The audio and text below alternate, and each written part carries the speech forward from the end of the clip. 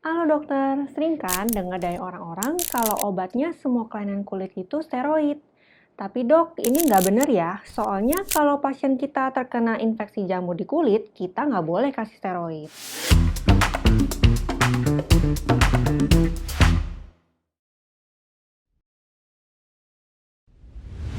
Memang benar kalau beberapa kondisi kulit yang mengalami hiperproliferasi, inflamasi, atau reaksi imunologi itu dikasih steroid topikal. Contohnya kayak psoriasis, dermatitis atopik, dan lichen simplex chronicus. Kalau kondisi kayak gini, efek antiinflamasi, imunosupresif, dan antimitogenik dari kortikosteroid topikal itu bisa bantu mengatasinya. Tapi kalau steroid ini dipakai dalam jangka panjang, apalagi kalau pasien mengobati keluhannya sendiri, bakal banyak efek samping yang bisa terjadi. Bisa muncul striae, telangiektasis, hipopigmentasi, ulcerasi, dan bahkan gangguan penyembuhan luka. Udah gitu, kulit malah jadi rentan infeksi bakteri, jamur, dan virus. Sebelum kita bahas lebih lanjut tentang jangan kasih obat steroid buat kasus infeksi jamur, saya mau kasih kabar baik nih. Sekarang mahasiswa kedokteran sudah bisa akses Alomedica loh. Banyak artikel-artikel kesehatan yang pastinya selalu up to date, mulai dari CMI, penyakit, obat, tindakan medis, sampai ke jurnal-jurnal yang dikupas tuntas oleh tim Alomedica. Selain itu, bisa belajar kasus-kasus asli yang ditangani dokter.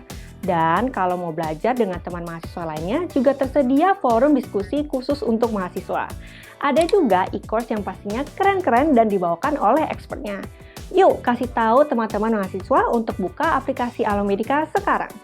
Nah, kalau pada kasus infeksi jamur gara-gara tinea, kan sering juga dikasih salah kombinasi antifungal dengan steroid. Nyatanya, hasil studi udah bilang kalau krim kombinasi ini nggak lebih efektif dibandingkan anti jamur topikal tunggal. Dari segi tingkat kesembuhan mikologi dan klinisnya juga diteliti lebih rendah. Pemberian steroid buat kasus tinea itu malahan beresiko merubah gambaran lesi tinea yang typical ring enhanced lesion menjadi atipikal atau sering dikenal sebagai tinea incognito. Bahayanya, buat dokter lain yang melihat lesi yang sudah berubah ini, pasien dikira mempunyai penyakit kulit yang lain dan malah nggak dikasih antifungal. Jadinya, infeksi pasien tuh terus-menerus nggak tertangani.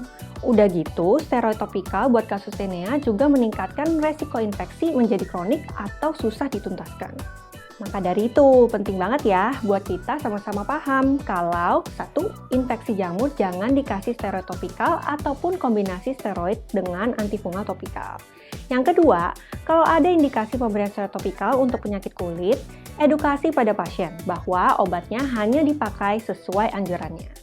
Jika steroid topikalnya habis dan pasien tidak diresepkan lagi oleh dokter, jangan membeli obat lagi sendiri dan terus memakainya dalam jangka panjang. Yang terakhir, misalnya sudah diresepkan steroid, pasien nggak boleh menggunakan obatnya untuk keluhan kulit lain yang belum dikonsultasikan ke dokter. Itu dia kenapa kita nggak boleh kasih obat steroid topikal untuk infeksi jamur dan nggak boleh sembarangan kasih obat ini ke pasien.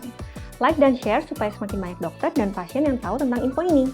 Dan subscribe channel Alomedica serta nyalakan lonceng notifikasi agar selalu up to date dengan video selanjutnya. Jadi dokter Anda dalam genggaman, salam Alomedica!